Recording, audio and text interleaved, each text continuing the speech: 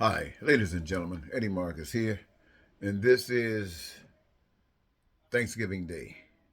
Yes, 2022. As usual, I'm thinking about you, and I'm trying to figure a way that on this day I can say to you what I want and need to say to you and present it in such a way you might understand. So let me tell you something, ladies and gentlemen. As spokesman and advocate for basic human rights for all people, what I really want is this. I want to live a wonderful, peaceful, and happy, joyous life. Yes, I want to be able to do whatever I basically want to do, as long as it doesn't interfere with the life of others in a negative way. I want to make sure that all of the things that I could ever need that exist at the hands of man or want or desire, that I can have access to them. And that includes, but not limited to, housing as I desire it, as I want it. I want housing to be just like I want it to be. And I want it to please me in every way. Yes, I want it styled, designed, and all of the materials in it just like I want it. That's what I want. I want access to the transportation of my choice, public and private. And I want it at my leisure. I want access to education for myself and those about me, unlimited and unrestricted, that they might be the best that they could ever be. I want that for myself. I want health care from the womb to the tomb.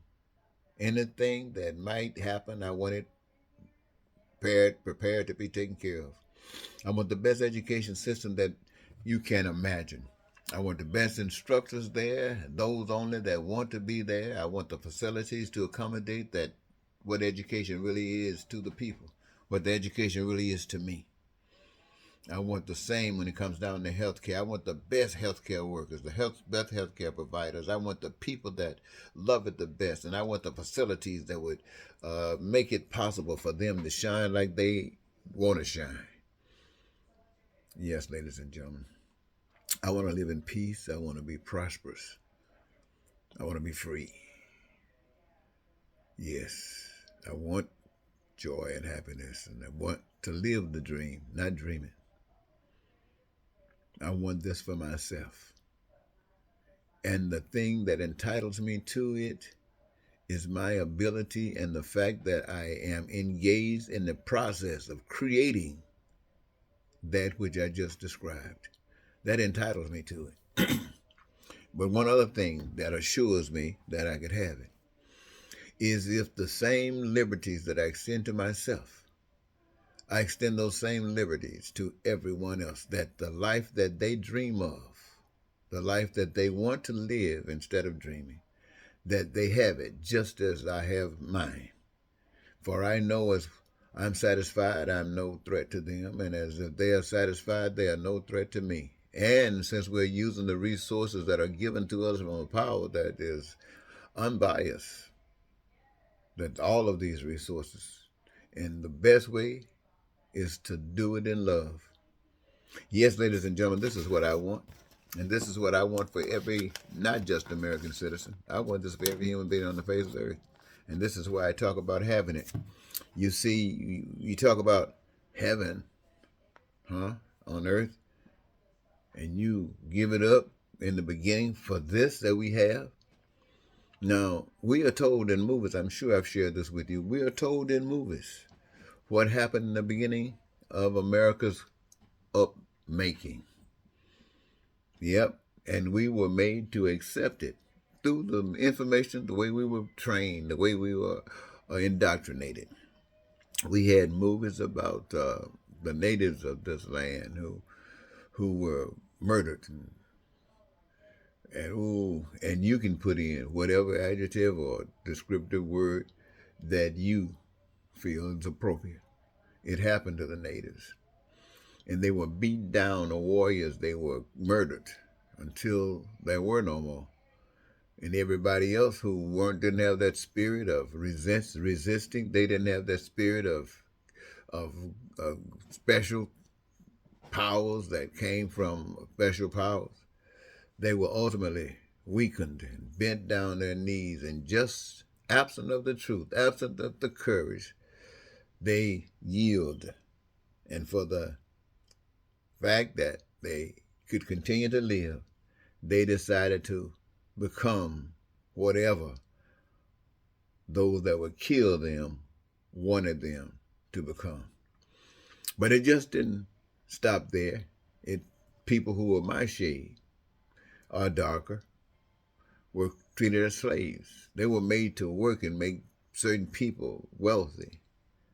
Well, this is the way it was. This is the way we were born into a system. We were born into a way of life that brought us here as deficient in our thinking and understanding, and allowed the continuation of what has been going on to continue to go on even when we thought we knew something.